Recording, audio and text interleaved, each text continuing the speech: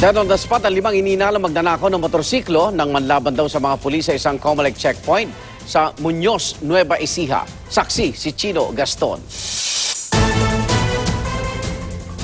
Sa bahaging ito ng Barangay Sapang, Kawayan sa Muñoz, Nueva Ecija, nagtapos ang buhay ng 5 hinihinalang magnanakaw ng motorsiklo.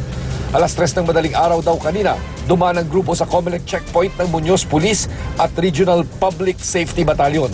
Sa halip na ihinto ang sinasakyang tricycle at motorsiklo, binangga raw ng tricycle ang harang sabay pinaputukan ng baril ang mga pulis. Kanila pong hinangga yung aming checkpoint signage.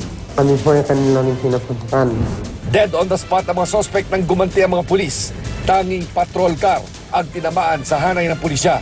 Nakuha sa mga sospek ang 5 .38 caliber revolver at 2 ID card na pag-aari umano ng isang Alfredo Pirara Jr. mula Navota City at isang Harvey Igba mula sa Gagalangin, Tondo, Maynila.